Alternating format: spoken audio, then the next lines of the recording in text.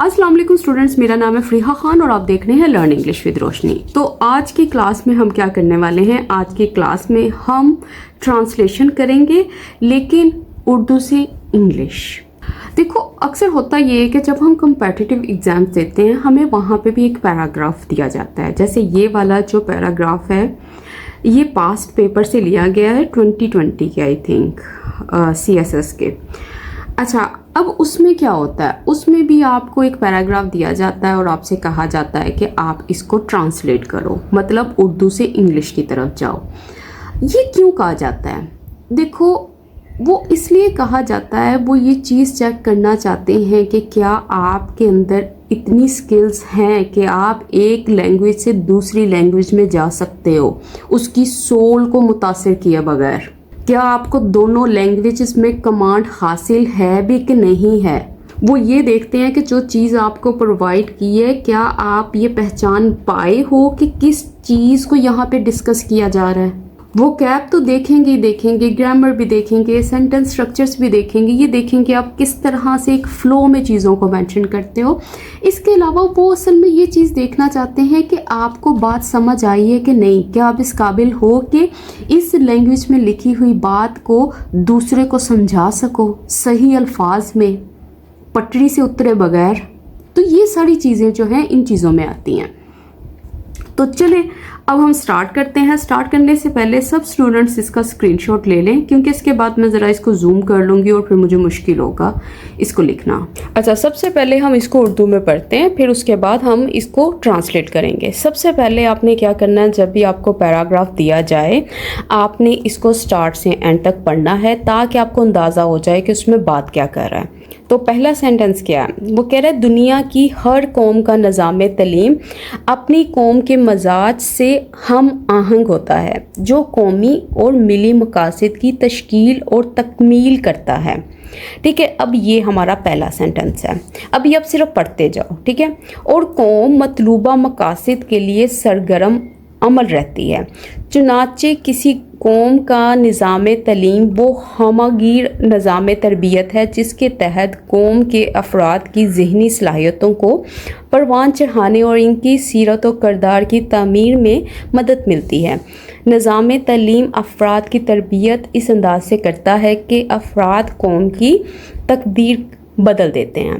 देखो जब आपने इसको फर्स्ट टाइम में रीड कर लिया ना, तो तब आपको हो सकता है बिल्कुल भी समझ ना आए कि वो बात क्या कह रहा था, लेकिन मैंने आपको हमेशा बताया है कि किसी भी पैराग्राफ का ना फर्स्ट सेंटेंस बहुत इम्पोर्टेंट होता है। तो जब मैंने इसका फर्स्ट सेंटेंस रीड किया ना, तो मेरी नज़र ना सिर्फ 2 लफ्ज़ों पे पड़ी।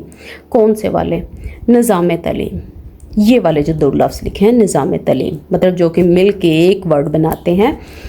तो इसके ऊपर मेरी नज़र गई तो मुझे अंदाज़ा हो गया कि अच्छा ये कोई ना निज़ाम तलीम के ऊपर कोई बात कर रहा है। उसके बाद मैंने जब नेक्स्ट लाइन रीड की तो मुझे पता चला कि वो कह रहा है कि कौम मतलूबा मकासद के लिए सरगर्म अमल रहती है, मतलब मकासद की बात कर रहा है। तो इसका मतलब है पिछली लाइन में भी किसी मकासद को जिक्र किया गया। ठीक है, ये चीज़ भी क्लियर हो गई।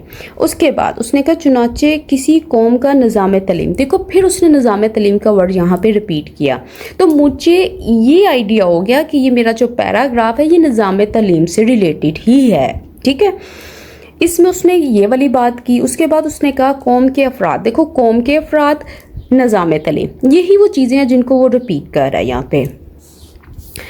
उसके बाद उसने यूज़ किया ज़हनी सलाहियतों को परवान चढ़ाने और उनकी सीरत और किरदार की तमीर में मदद मिलती है, निज़ाम तलीम। फिर निज़ाम तलीम का इसने जिक्र किया।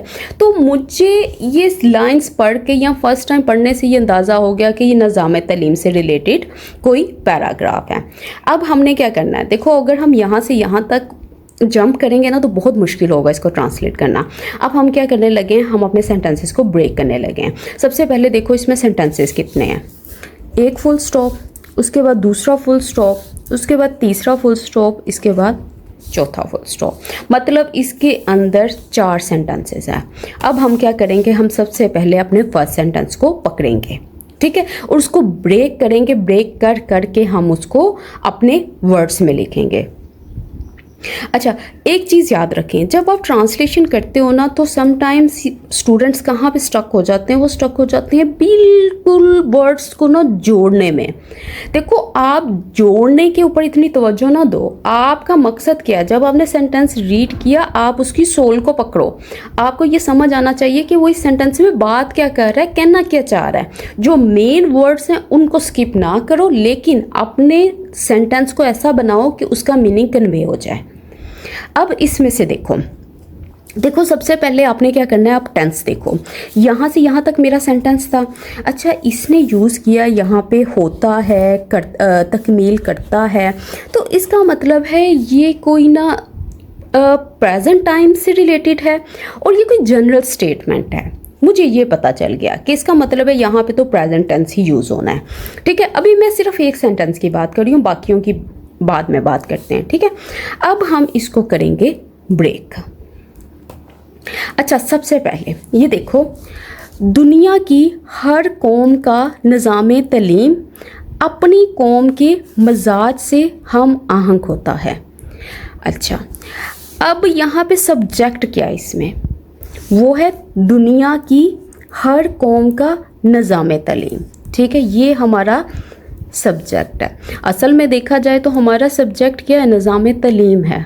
ठीक है, अब ये सारी जो चीज़ें हैं ये एडिशनल इन्फॉर्मेशन है, मैं भी आपको बताती हूँ आप इसको कैसे ट्रांसलेट कर सकते हो। ठीक है, उसने कहा ये जो निज़ाम तलीम होता है ना, ये हम आहंग होता है।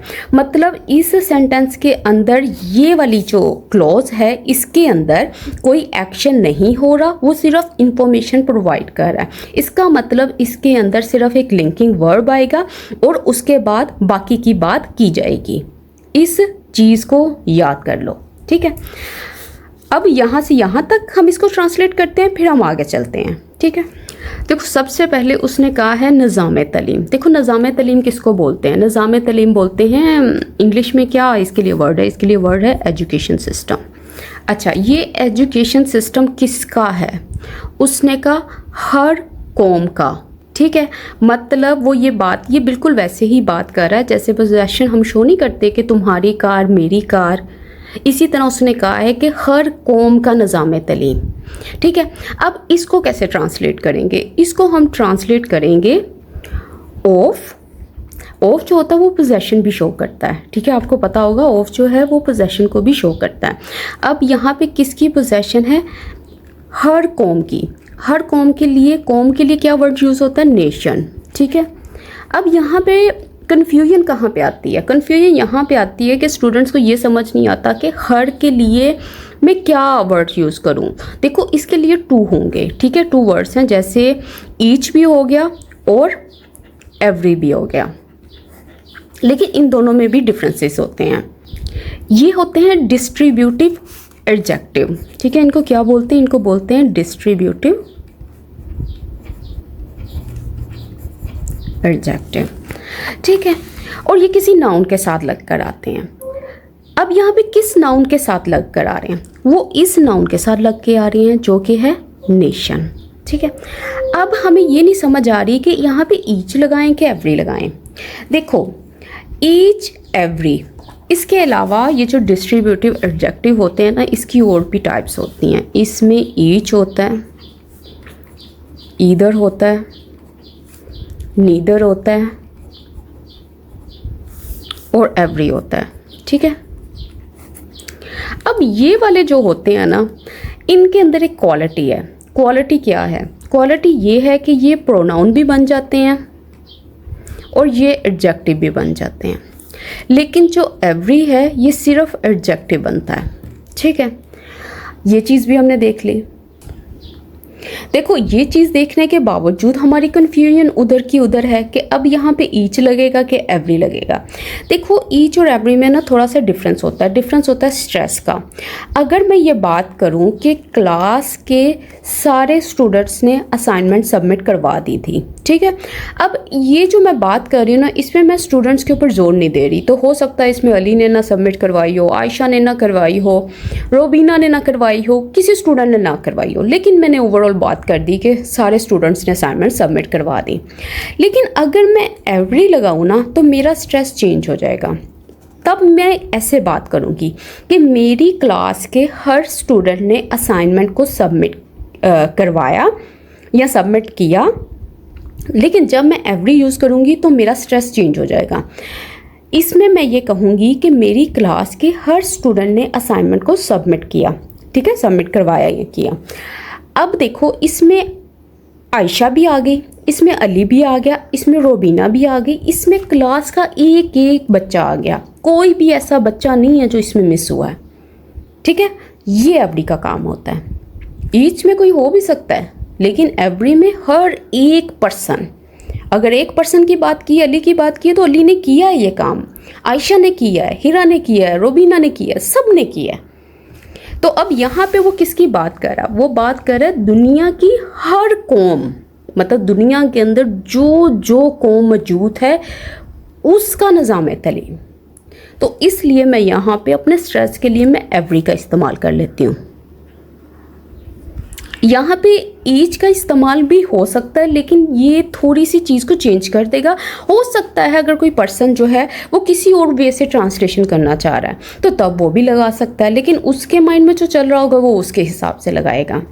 अभी यहाँ पे जिस तरह से मैं सोच रही हूँ मैं उस हिसाब से इसको लगा रही हूँ, ठीक है, कि दुनिया की हर कौम, एक एक कौम, इसके ऊपर मेरा स्ट्रेस है, ठीक है। ये अब बन गया education system of every nation. अच्छा, उसके बाद उसने लिखा है दुनिया की। तो अब स्टूडेंट्स क्या करते हैं? सबसे पहले उसने देखा का के की, तो इसका मतलब है कि मैं जल्दी से ऑफ लगा देता हूँ, ठीक है, ऑफ लगा के मैं अपनी बात बना देता हूँ। लेकिन आप लोग इस चीज़ पे जोर नहीं डालते कि वो पोजेशन यहाँ पे दुनिया के ऊपर नहीं डाल रहा। दुनिया के ऊपर हमारी कोई पोजेशन नहीं यहाँ पे शो करनी हमने। हम सिर्फ ये बता रहे हैं कि हर नेशन का जो एजुकेशन सिस्टम है ये हमारा सेंटर है, ये हमारा फोकस है, ठीक है। और ये नेशन कहाँ पे है, इसके लिए ऑफ नहीं आएगा, इसके लिए आप यूज़ करोगे इन द वर्ल्ड, कि दुनिया में हर कौम का निज़ाम तालीम, education system of every nation in the world. तो इस तरह से ये वाली चीज़ जो है ये ट्रांसलेट होगी। अब आगे चलते हैं। देखो यहाँ से यहाँ तक तो हमें समझ आ गई है कि कहते हैं ना किसी चीज़ का सर पैर पता लगना, तो वो हमें पता लग गया, ठीक है। अब आगे देखो, उसने कहा ये जो चीज़ है ना ये किसी चीज़ से हम आहंग है। हम आहंग के लिए क्या वर्ड यूज़ कर सकते हैं? देखो इसके लिए आप यूज़ कर सकते हो इन हार्मनी, या आप यूज़ कर सकते हो अलाइन विद, ठीक है। देखो अगर तो आपने मेरे साथ एडिटोरियल्स, एक सेकेंड, ये बार बार उड़ रहा है तो इसके लिए ये रख लेते हैं, ठीक है। अब इसमें क्या कह रहा है अच्छा, इसके लिए जो हमने ये जो इसमें यूज़, तो अब ये देखो इसने ये जो चीज़ यूज़ की है ना, हम आहंग होता है, इसके लिए 2 वर्ड्स हैं, 2 फ्रेजेस हैं। इन हार्मनी विद भी कह सकते हो और अलाइन विद भी कह सकते हो, ठीक है। तो इसका मतलब है कि एजुकेशन सिस्टम, ये जो भी हमने पीछे यहाँ पे मेंशन किया है कि education system of every nation in the world. अच्छा, ता है ती है से मुझे पता चल गया ये प्रेजेंट की बात कर रहा है। तो अभी जितना सेंटेंस हमें पता चला है तो हम जल्दी से उसको लिख लेते हैं।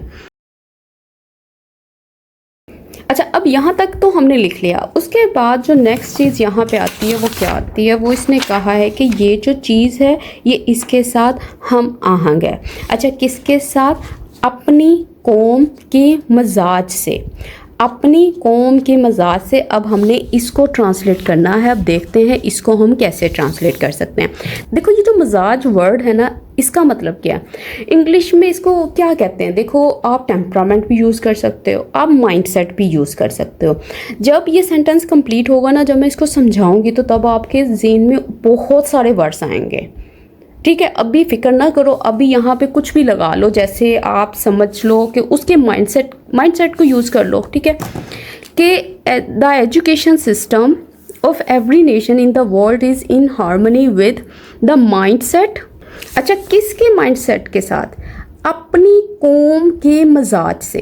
अपनी कौम के लिए हम क्या यूज़ करोगे? हम यूज़ करेंगे ऑफ इट्स ओन पीपल, ठीक है। अब ये हमारा सेंटेंस बन गया, इसको रीड करते हैं और देखते हैं कि क्या ये वही मीनिंग कन्वे कर रहा है जो उर्दू में लिखा था। वो कह रहा है the education system of every nation in the world, मतलब हर वो नेशन जो इस दुनिया में मौजूद है, इज़ इन हार्मनी विद, किसके साथ, the mindset of its own people. अब ये जो इट्स है ये किसके लिए यहाँ पे यूज़ हुआ है?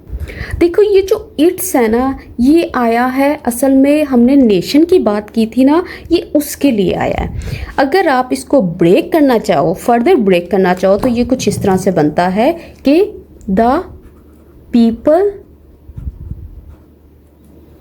Of that nation. ठीक है, ये पोसेसिव प्रोनाउन है जो ये बता रहा है कि किसके लोगों की बात कर रहे हैं। जी हम बात कर रहे हैं इस नेशन के लोगों की। जब आप इसको ब्रेक करो तो इसको आप इस तरह से भी ब्रेक कर सकते हो।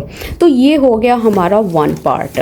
ठीक है, ये आपके सामने है, ये हमारा हो गया वन पार्ट कि दुनिया की हर कौम का निज़ाम तलीम अपनी कौम के मिजाज से हम आहंग होता है। उसके बाद उसने लिखा है जो कौमी और मिली मकासद की तश्कील और तकमील करता है। अच्छा, अब यहाँ पे किसकी बात हो रही है? कौन ये वाले काम करता है, कौन तश्कील करता है, कौन तकमील करता है इन मकासद की? ये एजुकेशन सिस्टम। तो अब देखते हैं इसको हमने कैसे ट्रांसलेट करना है। तो हम इसको इस तरह से भी ट्रांसलेट कर सकते हैं कि इट इज़ द सिस्टम जो ये काम करता है। अब कैसे बनेगा? It is the system. अच्छा, कौन सा सिस्टम? उसने कहा दैट तश्कील और तकमील देता है। तश्कील देने का मतलब क्या है? वो शेप करता है। ठीक है, वो किसी चीज़ को बनाता है। तो इसके लिए आप शेप वर्ड भी यूज़ कर सकते हो, दैट शेप, एंड तकमील करता है मतलब फुलफिल्स। यहाँ पे एस इसलिए लगाया क्योंकि सिस्टम जो है सिंगुलर है। ठीक है, it is the system that shapes and fulfils. अच्छा, किस चीज़ को फुलफिल करता है, किस चीज़ को शेप देता है? उसने कहा कौमी और मिली मकासद। मतलब कौमी मतलब नेशनल, मिली मतलब कम्यूनल, और मकासद की इंग्लिश क्या होती है? गोल्स। तो अब देखो हमारा सेंटेंस बना कि नहीं बना कि the education system of every nation in the world is in harmony with the mindset of its own people. It is the system that shapes and fulfils national and communal goals. अब देखो यहाँ तक हमने पढ़ तो लिया है, हमने सेंटेंस देख तो लिया, लेकिन अभी भी हमें ये समझ नहीं आई कि असल में वो यहाँ पे बात क्या करना चाह रहा है, वो कहना क्या चाह रहा है। देखो इसने असल में हमें ये बात सामने रखी है। वो कह रहा है कि जो दुनिया होती है ना, उनके अंदर जो एजुकेशन सिस्टम होता है, हर नेशन का एजुकेशन सिस्टम जो है वो सेम नहीं होता। ठीक है, आप ये नहीं कह सकते कि ये वो वाला एजुकेशन सिस्टम है जो कि वन साइज फिट्स ऑल है, मतलब जो हर एक पे आप ये वाला एजुकेशन सिस्टम जो है वो लगा सकते हो, ऐसा नहीं है। उसने कहा जो दुनिया है उसकी हर कौम का एजुकेशन सिस्टम जो है ना, उसके लोगों के मिजाज के मुताबिक है। मतलब लोगों का जो माइंड सेट है, लोग किस तरह से उनका रिलीजन क्या है, उनकी हिस्ट्री क्या है, वो किस तरह से सोचते हैं, तो ये चीज़ें जो है इनको देख के बनाई जाती हैं। और इस एजुकेशन सिस्टम का पर्पस क्या होता है? उसने कहा इसका मकसद होता है जो कौमी और मिली मकासद की तश्कील और तकमील करता है। मतलब इसमें 2 गोल्स की उसने बात की है। एक इसने नेशनल गोल्स की बात की है और दूसरी इसने कलेक्टिव गोल्स की बात की है। अब देखो नेशनल गोल्स क्या होते हैं। देखो हर नेशन का गोल क्या होता है, मतलब कोई भी कंट्री है उसका गोल क्या होगा कि वो तरक्की करे। उसका गोल ये है कि सब लोगों के पास एजुकेशन हो, हर बच्चा जो है वो स्कूल जाए, उसकी इकोनॉमी स्ट्रॉन्ग हो और उनके लोगों में जो है वो यूनिटी हो। मतलब वहाँ पे कोई इस तरह का मसले मसाइल ना हो जो हम एडिटोरियल्स में डेली देखते हैं। ठीक है, और ये जो कम्यूनल गोल्स की इसने बात की है, इसका मतलब क्या? इसका मतलब है कि यहाँ पे जितनी भी कम्युनिटीज़ रहती हैं सारी आपस में मिलकर रहें, अमन के साथ रहें, एक दूसरे की मदद करें, एक दूसरे के कल्चर को प्रोटेक्ट करें, उसकी रिस्पेक्ट करें, उनकी वैल्यूज़ की रिस्पेक्ट करें। तो ये वो चीज़ बता रहा है कि ये है एजुकेशन सिस्टम जो कि ये वाला काम करता है। ठीक है। अब आई होप कि आपके माइंड में बहुत सारी वोकैब इकट्ठी हो रही होगी कि मैं यहाँ पे इसकी बजाय क्या यूज़ कर सकता था, इसकी बजाय मैं कुछ और भी यूज़ कर सकता था। क्यों? क्योंकि इसने कौम के मिजाज की बात की है, मतलब लोगों के माइंडसेट की बात की है। तो अब ये बात कर रहा था इन लाइंस में। और देखो ये जो वर्ड इसने यहाँ पे यूज़ किया ना, तश्कील देना, इसकी इंग्लिश क्या होती है? इसका मतलब होता है फॉर्मुलेशन, किसी चीज़ को शेप देना, किसी चीज़ को क्रिएट करना। और तकमील का मतलब क्या होता है? इसका मतलब है किसी चीज़ को कंप्लीट करना, उसको अचीव करना, उसकी फुलफिलमेंट की बात करता है ये। तो अब आई होप कि आपको समझ आ गई होगी कि ये सेंटेंस क्या था, इसमें टेंस क्या है और इसको किस तरह से बनाना था। अब हम आगे चलते हैं। अब इसने कहा है और कौम मतलूबा मकासिद के लिए सरगर्म अमल रहती है। अब इसको कैसे ट्रांसलेट करना है? अच्छा देखो, जब मैंने ये सेंटेंस देखा ना तो मुझे थोड़े से मेरे माइंड में आया कि मतलूबा मकासिद, इसके लिए मुझे सॉलिड वर्ड चाहिए। मतलूबा का मतलब क्या होता है? इसका मतलब होता है वो चीज़ जो डिज़ायर्ड हो, ठीक है, जिसके लिए आप एम करते हो। तो यहाँ पे मतलूबा के लिए मैं क्या यूज़ कर सकती हूँ? डिज़ायर्ड यूज़ कर सकती हूँ। और मकासिद के लिए मैं क्या यूज़ कर सकती हूँ? मकासिद के लिए मैं गोल्स का वर्ड यूज़ कर सकती हूँ और इसके लिए मैं डिज़ायर्ड यूज़ कर सकती हूँ, ठीक है। और उसके बाद उसने कहा सरगर्म अमल। अब ये जो चीज़ है इसके लिए मैं क्या यूज़ करूँ? देखो इसलिए कहते हैं कि आप उर्दू को भी देखो, जो प्रॉपर उर्दू है, जो रियल लैंग्वेज है, ठीक है, आप उसको भी रीड करो और इंग्लिश को भी रीड करो, दोनों चीज़ों को साथ साथ लेकर चलो। इसलिए यही रीज़न है कि मैंने इस क्लास को, इस सीरीज़ को मैंने हर हफ्ते ऐड किया है। तो देखो, सरगर्म अमल का मतलब है कि ये जो चीज़ है ये एक्टिव रहती है, ये चलती रहती है, ये रुकती नहीं है। तो इसका मतलब है, और रहने के लिए कौन सा वर्ड यूज़ कर सकते हैं हम इसके लिए रिमेन का वर्ड यूज़ करते हैं, हम इसके लिए कीप का वर्ड यूज़ कर सकते हैं, हम इसके लिए स्टे का वर्ड यूज़ कर सकते हैं। तो इसमें आपको जो ठीक लगे आप इसमें यूज़ करो। तो अब इसकी इंग्लिश क्या होगी? इसकी इंग्लिश कुछ ऐसे बनेगी। अच्छा, अब ये स्टार्ट हुआ और से, और एंड, ठीक है। एंड कौम मतलब नेशन की बात की है, एंड द नेशन। अच्छा, कौन सी नेशन? कहता वो कौम जो है वो मतलूबा मकासिद के लिए सरगर्म अमल रहती है। अच्छा, कौम मतलूबा मकासिद के लिए, तो इसकी इंग्लिश क्या हो सकती है? देखो, ये चीज़ तो मैं अगर बाद में कर दूँ और इस वर्ड को मैं पहले रख लूँ, मतलब ये सब्जेक्ट तो मेरा आ गया है, तो ऑफकोर्स इसके बाद इसकी वर्ब आएगी, क्योंकि अगर देखा जाए तो इसके साथ कोई भी एडिशनल इन्फॉर्मेशन उसने नहीं प्रोवाइड की हुई।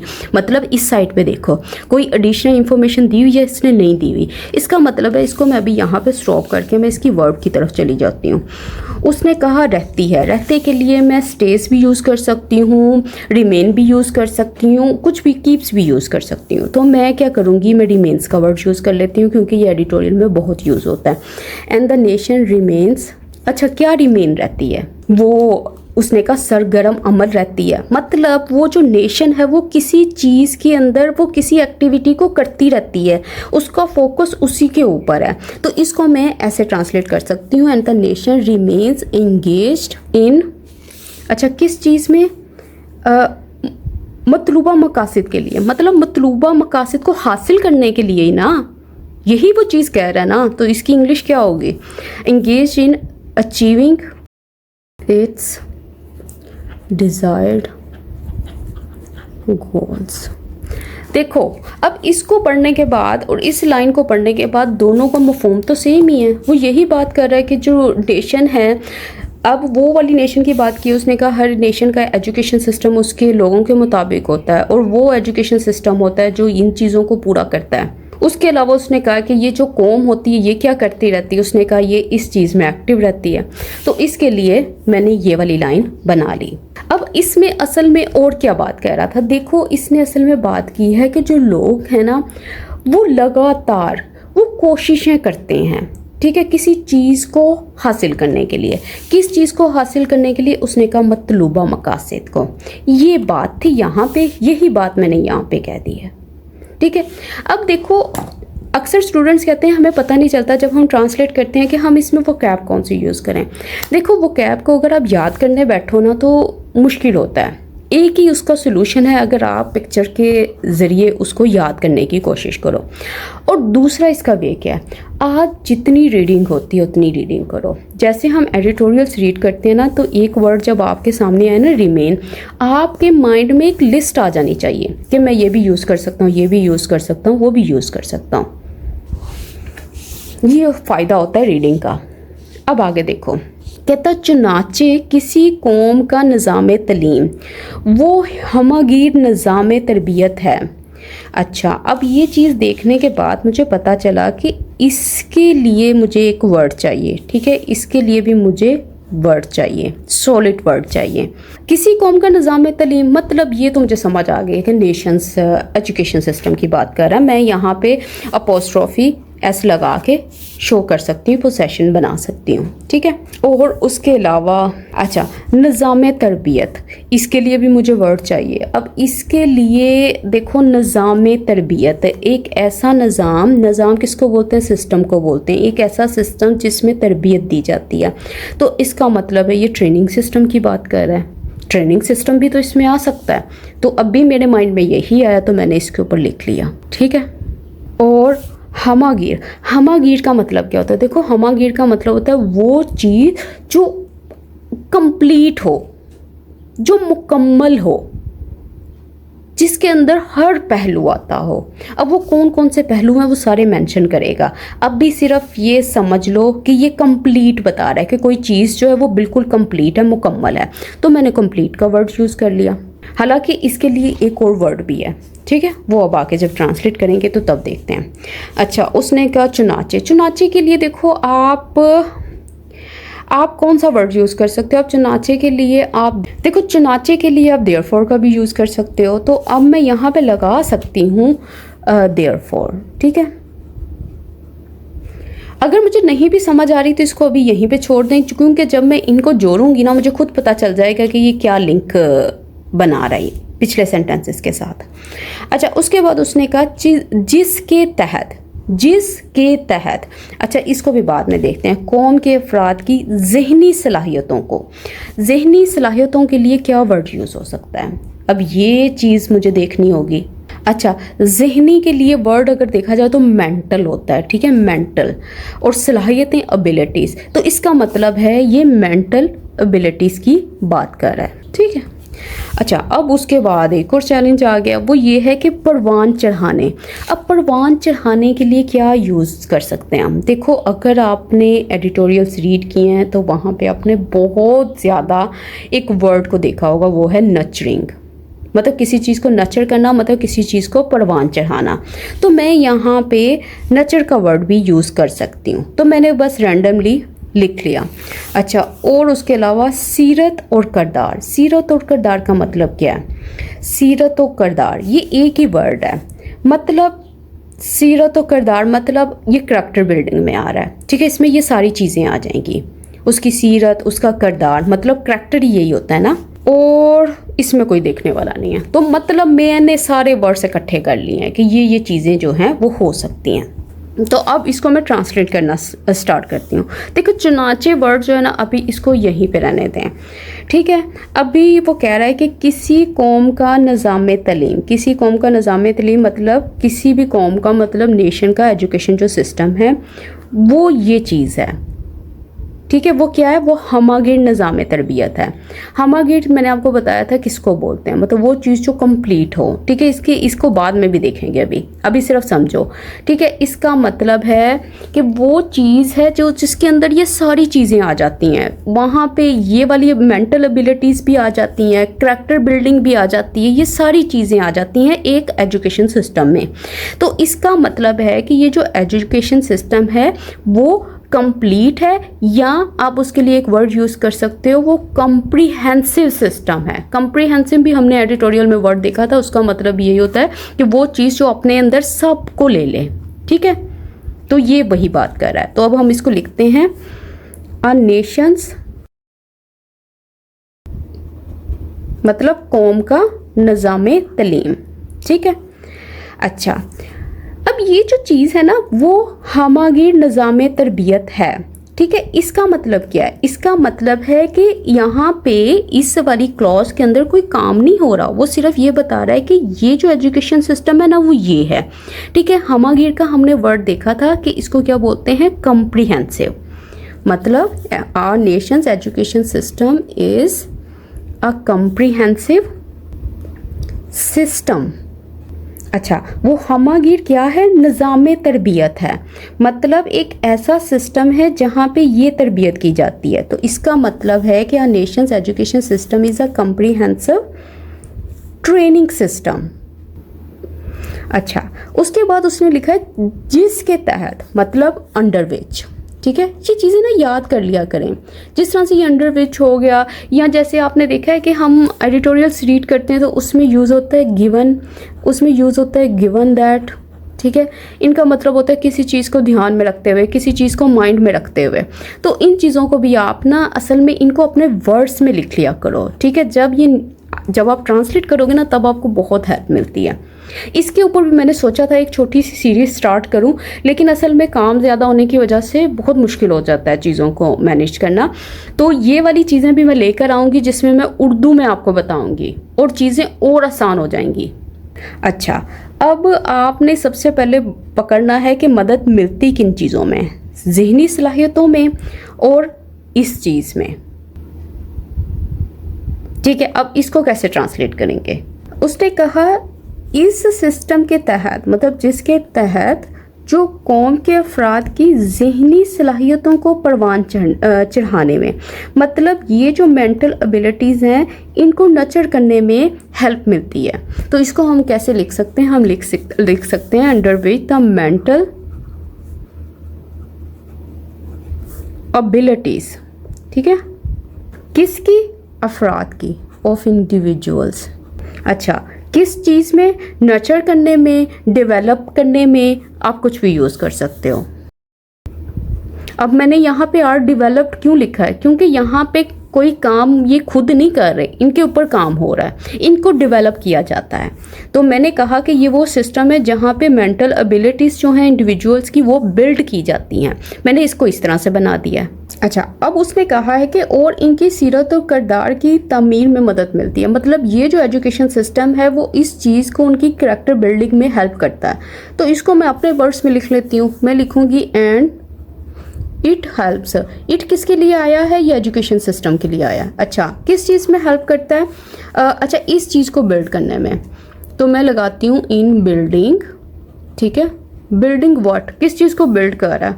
उनके करैक्टर को, ठीक है। और किसको?